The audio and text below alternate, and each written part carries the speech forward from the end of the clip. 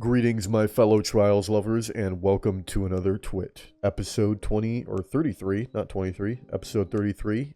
This week was Jav. Also, I'm recording this video on Tuesday instead of uploading it on Tuesday because I had made another recording and I was in a pretty bad mood and I didn't really feel like uploading it. I felt like I could have done a lot better, so I'm re-recording this now and hopefully going to do a better job or feel better about the video than I did previously. So anyway, to start off, the week was Javelin 4, and the flawless reward was the Inquisitor Adept Slug Shotgun, which in my opinion is the best slug shotgun in the game. For the energy slot at least, I think it's the best. I believe Gnora's Axe has slightly more aim assist, but it's very negligible. It's like 4 aim assist, but it's basically, it's the best, I think. I enjoyed it a lot. You're able to get the highest fire rate, highest stability, and max range, and max handling if you have quick charge and opening shot. So for me, I just love that. I love that you're able to like kind of play all of the good points of a shotgun, which is like fire rate, range, handling, and stability. Like, it's just insane to me. And then aim assist on top of that, because you're able to put the adept targeting mod. So it's a nasty shotgun. I highly recommend farming for it if you like slugs. As of right now, slugs aren't too crazy, but they might be a little bit better in Lightfall because they are going to be making, I think they said they're going to make changes to primary weapons to where basically they're pre-airborne effective, or pre-airborne effectiveness. So that's, I mean, I don't know. If you like slugs, I recommend going for it.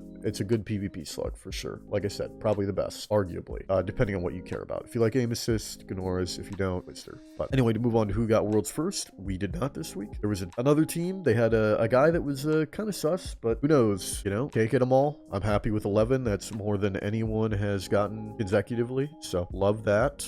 Even though I know some people, I'll say it every time, I know that, you know, it's not like the biggest accomplishment in the world, and not everyone in the game is like, oh my god. I mean, there's a big portion of people, for sure, because my viewer count will like shoot up to like 2,000 when and it never does that otherwise. It's only during verse cards, so there's definitely viewership for it. It's just, you know, not as big as it could be, and it's obviously not supported by the devs. It is supported by Trials Report, which is cool, but the devs obviously don't like shout out who gets worlds first every week or anything, which would be nice. But, you know, I understand there's a lot of undesirable individuals that get worlds first sometimes, and maybe perhaps to them, oh well, actually I don't think I am undesirable to them, but anyway, there's definitely some undesirable individuals that go for it and do get it sometimes, so I completely understand them not supporting it. Also, it would be kind of, I mean, Trials is so often, so it'd be kind of weird for them to be shouting that out every week. The first time they did support it though with Jake. So anyway, let's move on to the weapons. Let me stop my rambling. The weapons, the top weapon of the week was DMT, which I'm very surprised by because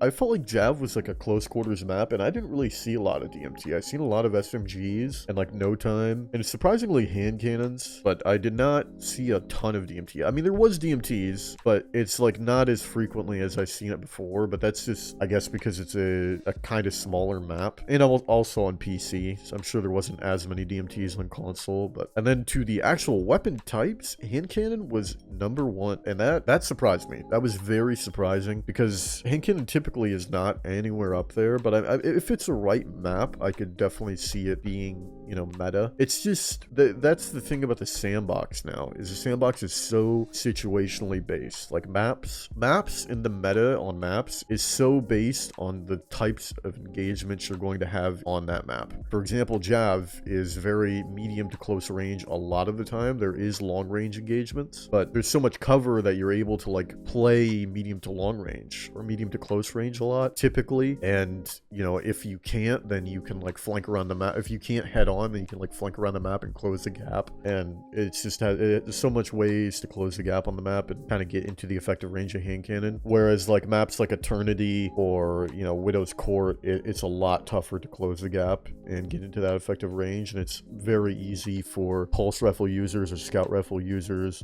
to, you know, really play at their effective range and, you know, keep you away from them. So I still am surprised that hand cannons award the top weapon type though, because I feel like hand cannons are so out of the meta now. Like it's either use a pulse or an SMG for me, or a sidearm. I don't really prefer sidearms because of mouse and keyboard. So, but it's either pulse or SMG for me. Typically, it's either like No Time or Shira's. And then like if I'm using Shira's, I'll either use a shotgun or a sniper. And then No Time, it's pretty much shotgun. I don't really snipe when I use No Time. And then on to loadouts and class usage. Hunter was number 1 and Solar Hunter was number 1. I'm not surprised by that either. I think Spine was very high up there. Spine was number 5 for most used exotics, right under or right above Titans. I would honestly not be surprised if when Titans is nerfed, depending on how they nerf things, like if they don't nerf abilities across the board and they only nerf Titans in particular, I would be very surprised if we do not see Ahamkara's Spine become meta, because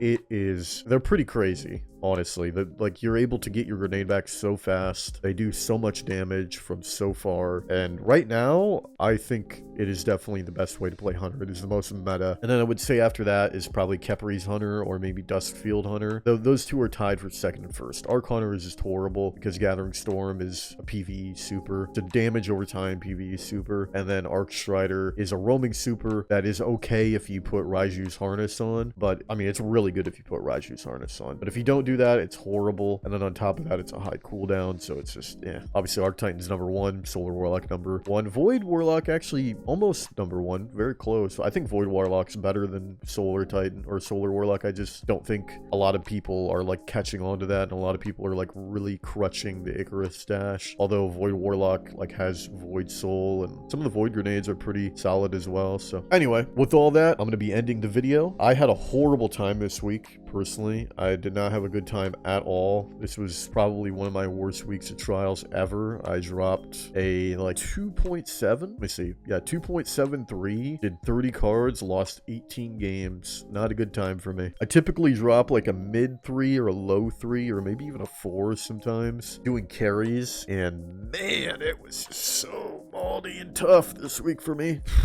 Let me know if you guys felt the same way. Maybe you enjoyed the week. Maybe you didn't. Maybe you were like, it wasn't that bad, but you didn't love it. Let me know in the comments below. Also, if you are not subbed, please make sure to sub, as 57% of viewers are not subbed that watch videos. And I'd greatly appreciate it if you'd sub as well, because we're close to 25K, and that's a really big milestone for me. And please make sure to like, comment, subscribe, as it helps me a lot. If you enjoyed this video, please make sure to go check me out on Twitch. I stream pretty much every day. I sometimes will take like one day off a week, but that's usually on the weekdays when it's lower traffic for Destiny. Like, just there's less to do on the game. So, and then if you want to keep up to date with when I'm going live, when I'm posting videos and stuff that is happening with me, please make sure to go check me out on Twitter as well. Anyway, that will be it. I love you guys very much, and I'll see you in the next one. Peace out.